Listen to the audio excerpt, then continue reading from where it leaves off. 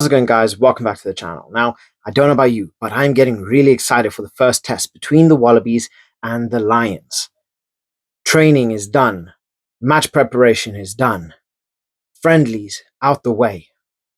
We are now just a couple days away from Andy Farrell releasing his lineup, which I believe is going to be Wednesday, Thursday. And I want to give you guys my starting 15 and who I think is going to start the first test. And I want to hear yours. So please like and subscribe. It really does help the channel grow. Let's get into it. So, as I normally do, doom scrolling, I came across Sam Warburton's who he thinks is going to be in the starting 15. Now, spending so much time going through artwork and getting frustrated that I looked at this and I was like, you know what, this is actually brilliant. So I want to use um, Sam Warburton's thoughts on this, and I want to generate my own little starting 15. So, guys, two things. I want to hear what you guys think about Sam Warburton's starting 15 for this. I think it's actually a pretty good squad, although mine has a slight change to it. And by the end of the video, I also want to give you guys a little hot take on it. So, first up, he has Ellis Genge, Dan Sheehan, and Tyke Furlong. Personally, that is me down to the ground. That's exactly what I was going to choose. I think these three offer strength, solidarity, brilliant in the scrums.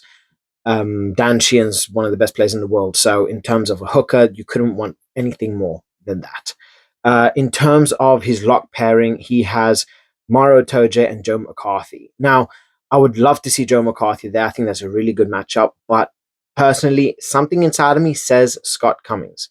So I think Scott Cummings could potentially come in at 5. I can definitely see Joe McCarthy coming in at 5, but I want to give it to Scott Cummings. Back row, he's going Ollie Chessum, Jack Morgan, and Ben Earl. I've changed a little bit in relation to this. I don't feel that these guys are going to be playing. I love the idea of Ollie Chessum. I thought he actually played really well at 6. I don't think he's going to get a start, though. I think we are going to be seeing Jack Morgan at 6, Van der Fleer at 7, and then Ben Earl at 8, right? So giving that jackling ability, giving those engines, I think Jack Morgan needs to start this game. What they're going to need to set the game right, they're going to have to feel out the game really well. The Wallabies are very strong. They're very quick on the breakdown as well. So they're going to need players. They're going to need players with engines like your Jack Morgans, like your Van der Fleer, to be able to really push out, to push on. And then we have Ben Earl, who I think he still offers a lot of variations.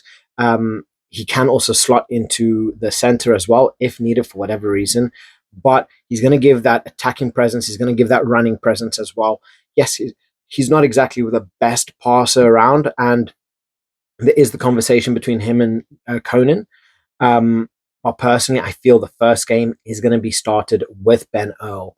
But I think it was in the last Lions tour. I think Jack Conan started every single test for the Lions.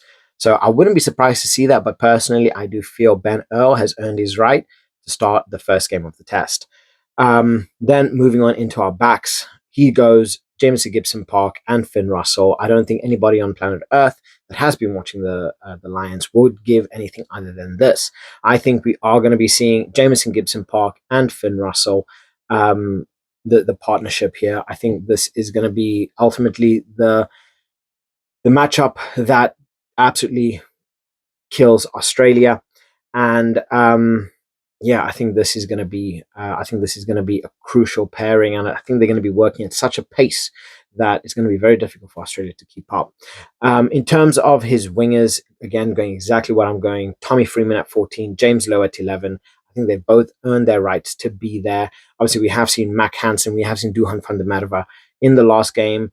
Duhan actually managed to bag himself a hat-trick. I just feel it's a little bit too late. I don't feel he has enough or he's gained enough points as such to be competing with the likes of James Lowe at 11 or Tommy Freeman at 14, because they give two completely different aspects of the game. Tommy Freeman is very good in the air. He's a very strong power runner. Same thing with James Lowe.